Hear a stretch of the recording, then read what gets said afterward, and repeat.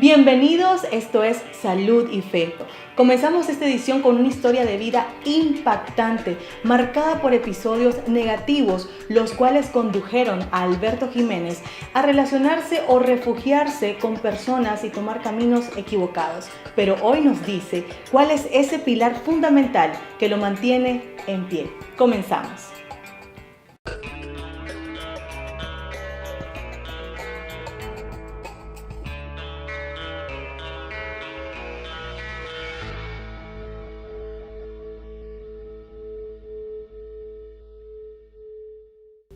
Alberto Jiménez, qué gusto tenerte con nosotros. ¿Cómo estás? Muy bien, gracias a Dios, y es un placer estar aquí con ustedes. Bueno, aunque ustedes no lo crean, Alberto Jiménez es un milagro andante porque no todo ha sido color de rosa en la vida de él. Ahora, gracias a Dios, es evangelista, ha andado por algunos países, brindando su testimonio para concientizar a la gente respecto a la enfermedad que te tocó vivir. Y bueno, yo quiero que nos comentes un poco sobre el entorno en que te criaste, cómo fue la relación que tuviste con tu familia, cómo era ese ambiente. Bueno, pues fíjate que nací en 1995 y tengo memoria desde muy pequeño. Pero los primeros encuentros bien así, bien dolorosos, fue a la edad de 3 años y medio. Recuerdo que estaba jugando con una vecina en la casa de ella. Y en una ocasión el tío de esta niña me llamó. Y recuerdo que me llamó a una habitación solito y me dijo: decile a la fulana que vayan a jugar el escondite. Y vos te venís a esconder a este lugar y que ella cuente. Entonces lo hice así. Cuando yo regreso a la habitación, yo miro que la persona está totalmente desnuda. Y en eso la persona pues abusó sexualmente de mí, o mejor dicho, me violó. Eso fue el primer abuso. Cuando regresé a mi casa, yo me acuerdo que antes de salir de aquella casa, él me dijo: esto fue un juego, no le digas a nadie, porque si se dan cuenta, te van a pegar a vos.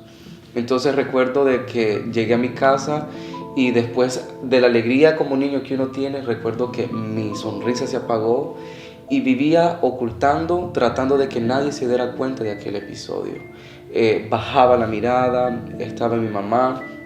Y recuerdo que en ese entonces mi mamá tenía problemas de alcoholismo. Ella estaba empezando a tomar muchísimo, salía mucho a fiestas, y en una ocasión, a la edad de 6 años y medio, ella me deja cuidando con una persona, varón, y recuerdo que en aquel momento me tocó dormir con esta persona, y en la madrugada yo voy sintiendo las manos de esa persona sobre mis piernas.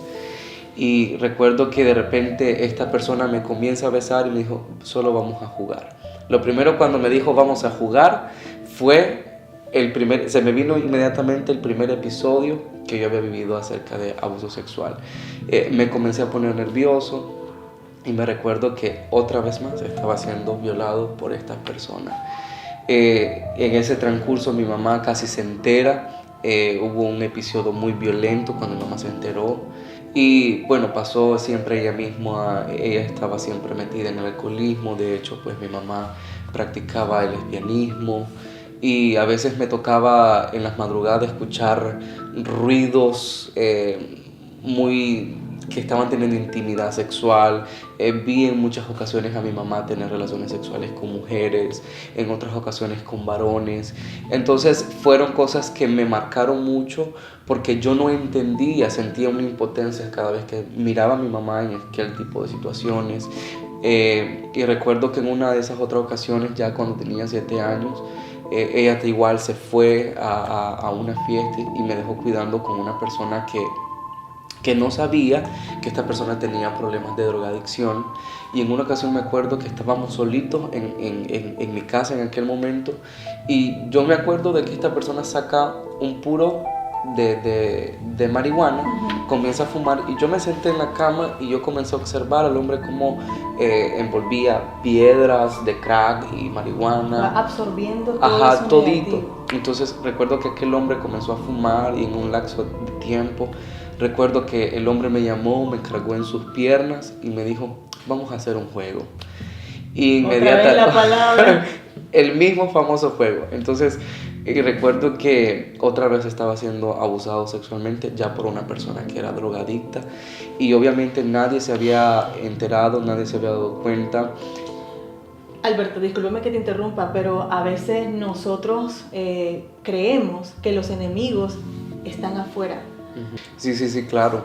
De hecho, era un vecino al otro lado jugando con una niña. De hecho, personas de confianza con las que mi mamá me dejó. Y a veces pensamos que esta gente está fuera y está muy cerca de los niños, robándole la inocencia.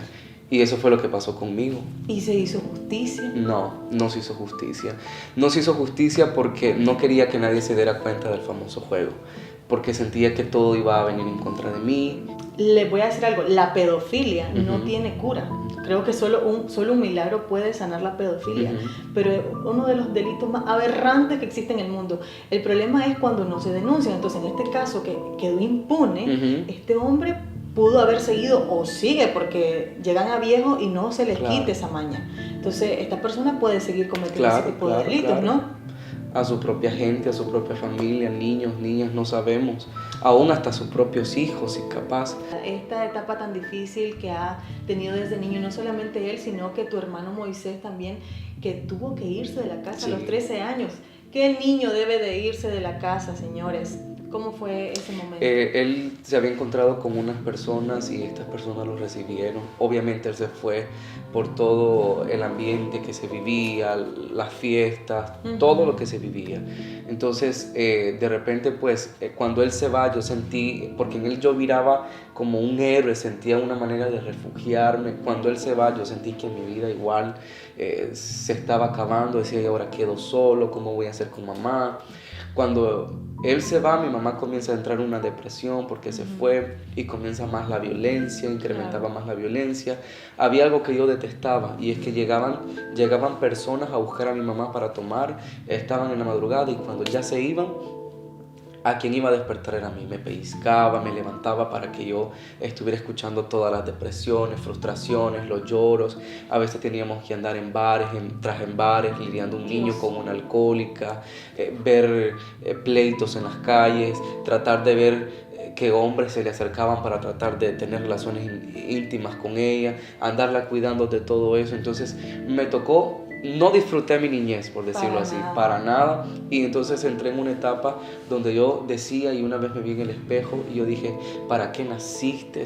Sos la peor basura que haber nacido en este mundo, no servís para nada. Y me acuerdo que en esa ocasión yo me golpeé duro, me di de puñetazos, me daba contra la pared porque sentía un odio en contra de mí, sentía un odio en contra de la vida y odiaba la existencia, odiaba todo lo que no tenés idea. En una ocasión mi mamá había tenido otro niño, en total somos 4 hermanos y recuerdo que en una de esas idas a visitar a mi abuela, recuerdo de que mi hermano el segundo estábamos jugando y de repente él me agarró a la fuerza.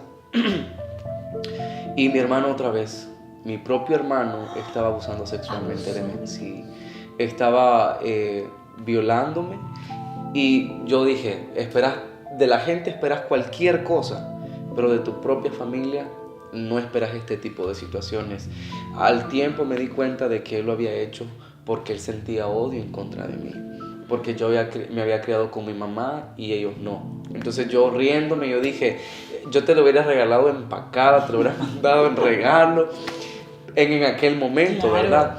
Entonces ellos no entendían esto y recuerdo que después de eso, pues mi vida muy caótica, depresiones, ansiedades, desde muy niño, ansiedades, el hecho de que mi mamá salía y yo decía, ya viene tomada, ya sé lo que me espera, las desveladas, los golpes, los maltratos, ver los bonches que armaba, porque a veces llegaba, tiraba las cosas, televisores, los quebraba, sacaba espejos a la calle. Y el problema de la ansiedad, cuando ya estás en esa etapa, entras en esas crisis y todo lo que te digan las personas te lo crees. Te lo crees. Todo lo negativo te lo crees. Y sobre todo también en esta etapa de la primaria, cuando estuve en la primaria, mi dentadura era podrida, o sea, tenía dientes podridos y los niños eran bien crueles conmigo. A veces tenía que pasar por la calle y a veces los hijos de una de las personas que fue pareja de mi mamá, que era mujer, los hijos de esta persona a veces vivían enfrente del colegio. Y en esa ocasión recuerdo que casi todos los días, cuando yo iba pasando, ellos me iban gritando, allá va el hijo de la cochona, allá va el hijo de la pelona. Y a veces hasta en el propio colegio, los golpes también sufrí, lo que ahora conocemos como bullying. Pero, me mandaron al hospital, en una ocasión me tiraron contra la pared, me dio soplo en el corazón, me mandaron al hospital. Nadie se quería juntar conmigo porque tenía los dientes podridos y ellos decían, no se junte porque eso se pasa. Ay, Dios mío. Entonces, pero dijiste algo, todo lo que la gente te dice, te lo crees. Y yo comencé a creer de que era feo, que no valía nada, que no valía mi existencia para nada. Había pensado que Dios me había enviado a este mundo solo para que todo el mundo me pisoteara, me humillara y que esa era mi existencia. ¿Tuviste pensamientos suicidas? En muchas ocasiones me intenté suicidar, en una ocasión tomé un montón de pastillas, combiné, quizás eran como 20 pastillas, me durmieron. En otra ocasión en Plaza Inter, nadie se dio cuenta, sí. En otra ocasión casi me tiro intencionalmente del tercer piso de Plaza Inter. O sea, eras invisible en esa época. Sí, muy invisible, a nadie le interesaba. Entonces, en otras ocasiones, a veces probaba cuál muerte iba a ser menos dolorosa. Ay, claro. Que si me ahorcaba y después me quiero zafar. Es que es una lucha, una lucha espiritual. Claro una que lucha sí. espiritual. Había algo que nadie se daba cuenta, Sienna, y era de que en mi interior luchaba con el homosexualismo. O sea, andabas buscando tu identidad. Mi identidad, claro que sí. Me crié sin papá, entonces eso fue otro rollo que sumó. Entonces en el colegio comencé a darme la libre, por decir, a ser quien yo era. Comencé a vivir una vida en el homosexualismo. Entonces comencé a tener mis primeras experiencias. ¿Tuviste múltiples parejas? Correctamente. Y recuerdo que yo decía, bueno, en una ocasión me invitaron a una fiesta, fuimos a esa fiesta, jamás me había ido de mi casa, llegamos al día siguiente, en esa fiesta me gustó, fue una disco gay, fuimos ahí. Y cuando yo llegué a mi casa, mi mamá me estaba dando una reventada tremendísima. Y recuerdo de que, bueno, yo dije, si antes me pegaban por no hacer nada, ahora que me peguen por algo que yo hice. Y recuerdo que yo comencé a rebelarme en contra de la situación. En ese entonces ya teníamos un hermano menor, un hermano pequeño, en el cual pues me tocaba verlo. Y yo sentí un odio en contra de mi hermano, porque en vez de ser una bendición, era una maldición. Como decía anteriormente, viene una etapa muy difícil y es recibir esta terrible noticia de que portas una enfermedad. ¿Cómo te das cuenta? ¿Presentaste algunos síntomas o simplemente dijiste, me voy a hacer el examen? Uh-huh. No, pues en realidad no presenté ningún síntoma, fue como voy a ir como por chequeo rutinario. Uh-huh. Recuerdo que esto fue en el 2012, el 12 de septiembre, una fecha que jamás se me va a olvidar. Y recuerdo que fui a un centro de salud, llegué, me hicieron el examen. Me dijeron que tenía que regresar. Cuando regresé me dicen, vaya de la psicóloga. Entonces ahí yo comencé a ver algo extraño y a sentir, hay algo. Cuando llego donde la psicóloga, ella me lo dijo así sin tapujos. Mire, usted tiene VIH-Sida. Cuando ella me dice esto, inmediatamente me quedé, como te quedaste vos ahorita, así en silencio, impactado. Y yo me acuerdo que salí de aquel centro de salud y yo dije, ¿qué hice de mi vida? O sea, vos lo relacionaste inmediatamente con la muerte. Correcto, con la muerte y sobre todo el fracaso humano, a eso más que todo. ¿Tenías conocimiento de qué era el VIH? Sí, claro, porque yo había sido promotor de Sí Mujer, entonces ya tenía muchísimo conocimiento, pero no lo practicaba, que eso era otro rollo. Entonces, cuando yo voy, dije, mi vida se acabó, porque mi sueño era tener una familia, tener hijos, en algún momento determinado, ¿verdad? Tenía esa esperanza. Para mí hay 3 etapas en el VIH-Sida que cada persona vive cuando se entera que tiene VIH. Primero es la etapa de la depresión, te sumergís, vienen muchos pensamientos e incluso vienen pensamientos suicidas, muchas ansiedades, frustraciones, te sentís acabado, humanamente te sentís acabado. La segunda etapa es la etapa de la aceptación, donde, bueno, aprendes a aceptar esto y convivir con esto. Y la tercera etapa es cuando ya estás caminando ya tranquilo, por decirlo así. Entonces te das cuenta que hay situaciones que viviste en tu pasado y ahora te encontrás con esto que te estanca completamente. Y es ahí donde yo me encontré, donde me frustré, me estanqué más de lo que ya había vivido, experimentado. Entonces caminé con un odio hacia Dios, completamente odiaba a Dios, odiaba mi vida, odiaba a mi madre, odiaba a todo el mundo, porque decía que yo no valía la pena. Claro, las cadenas que traías eran súper pesadas. Sí. Y ahora actualmente los que conviven con el virus tienden a ser discriminados por falta de conocimiento. Y la ignorancia se mata leyendo respecto al VIH. Correcto. Porque muchas personas confunden, ¿no?, el VIH y SIDA, que es una gran diferencia. Sí. Entonces, pero vos estabas llegaste a etapa SIDA. Sí. Nunca me tomé pastillas. Entonces llegó un momento que en una ocasión, en una madrugada, estaba con una diarrea inmensa, fiebre altísima, estaba con deshidratación. Mi mamá me llevó al hospital corriendo. Cuando llegamos al hospital me metieron, me revisaron, me chequearon y me metieron. Yo no sabía nada. En lo que estábamos en el hospital, solo miraba que los doctores llegaban a hacer un montón de análisis. Me dijeron, vamos a hacerte una resonancia porque hay algo en el cerebro que está ahí afectando. Entonces me lo hacen y resulta que tenía un edema cerebral producido por la enfermedad, que esto causaría que la mitad de mi cuerpo se paralizara. Bueno, llegó un punto donde los doctores le dicen a la familia que se tienen que despedir. Correcto. Qué duro eso. Entonces eso pasó con mi mamá. Yo miraba que mi mamá llegaba a llorar y a veces yo decía, ay, ¿qué hace aquí? Porque sentí un odio, pero no sabía que allí, en ese punto crítico de mi vida, había alguien que estaba trabajando conmigo. Entonces a mi mamá le habían dicho que ya se fuera preparando porque yo ya no iba a salir, las defensas se me bajaron a 6,000 y le dijeron, si a este joven se le bajan los 1,000 de los 6,000, este joven ya pierde, así que vaya preparándose. Y recuerdo que en esa ocasión yo me levanté a como pude porque ya dependía de aire, de oxígeno. Yo me levanté y yo me fui a la morgue, había una capilla y yo me fui a como pude, llegué y yo miré al cielo y yo le dije esto a Dios: Señor, yo estoy aquí y yo no te vengo a decir nada que esto es culpa tuya, esto es lo que yo me merezco por haber pecado contra ti. Pero por favor yo te pido que si ya no te voy a servir, no me permitas morir como personas de SIDA que estaban alrededor de mí. Me tocó verlas morir en el estado crítico y doloroso. Pero si todavía te sirvo, sácame de aquí. Después de esa oración regresé y me habían hecho 4 veces el examen de este edema cerebral y resulta que en el último no tengo nada. Me dicen que no tengo nada y yo ya estaba en una etapa terminal de SIDA. Yo ya estaba en la última y la gente decía, los doctores decían, hay algo sí en vos, que tu masa muscular no está como hueso, no está como calavera. Y entonces resulta de que a los 3 días a mí me están dando de alta. Todo lo que estaba en mi contra comenzó a cambiar a mi favor, pero fue después de que yo hice esta oración. Ahí vos sentiste que hubo un milagro. Claro que sí. Sí, porque anteriormente yo había buscado ayuda antes de la enfermedad. Claro. Busqué ayuda en una iglesia y el pastor de la iglesia dijo, ¿cómo es posible que vamos a tener lesbianas, homosexuales? Y por eso yo me fui. Entonces la gente es rechazada en la calle, la gente es rechazada en su familia y es rechazada en la iglesia. ¿A dónde más van a agarrar? Las iglesias deberían de estar con los portones abiertos para cualquier tipo de persona, porque Dios no hace acepción de personas. ¿Y por qué nosotros como humanos debemos hacerlo? No debemos juzgar. Entonces, ¿cómo convives después de todo esto que te ha sucedido con el virus? Pues una de las etapas es aceptarlo. Es aceptarlo. Pero algo que me ha ayudado es tener la esperanza en Cristo Jesús.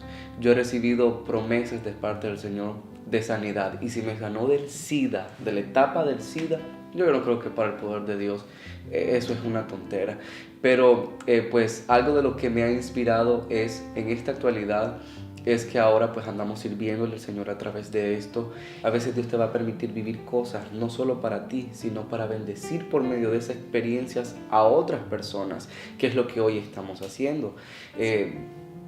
Ministrando la vida de jóvenes que están pasando por la misma etapa, no solo jóvenes, adultos, matrimonios que están pasando por la etapa del SIDA, del VIH. ¿Y ahora cómo está la relación con tu familia, con tu mamá? Pues ese fue otro proceso en ese hospital.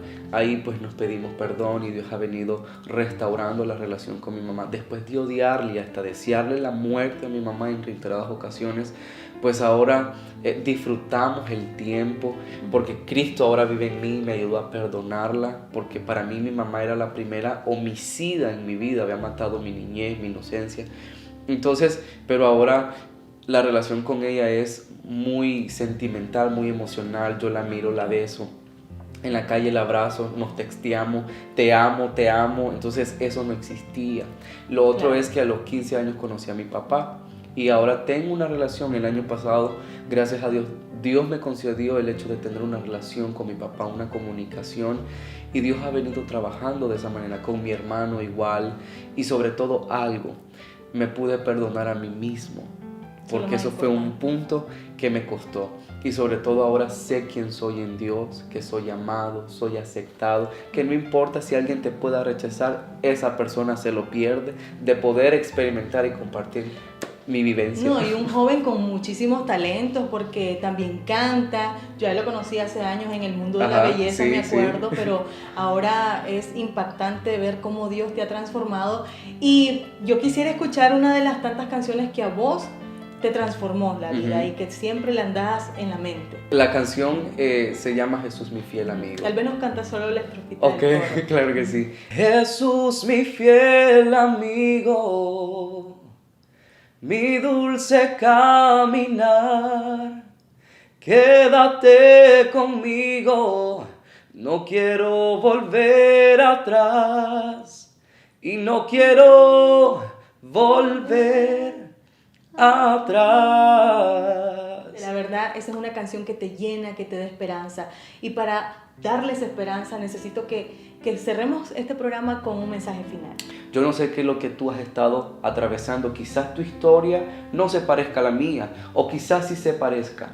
Pero el motivo de esto es para que tú te inspires a que hay alguien que te ama, que te acepta sin condiciones y está con los brazos abiertos. Esa persona se llama Jesús. Ese Jesús, el que yo te estoy presentando, es aquel que se metió en el lodo donde nadie quiso meterse por mi vida. Él fue el único que se metió, no le importó si mis ropas estaban sucias. Él se metió, me abrazó, me limpió y me lavó para hoy poder compartir no solamente en este lugar, sino también en las naciones y decir de que Él, cualquier árbol que no está enderezado, Él lo puede enderezar, que no hay pecado que Dios no pueda perdonar ni situación que Él no pueda arreglar en tu vida. Y yo quiero decirte que lo que estás viviendo no es en vano, hay esperanza y Él te ama.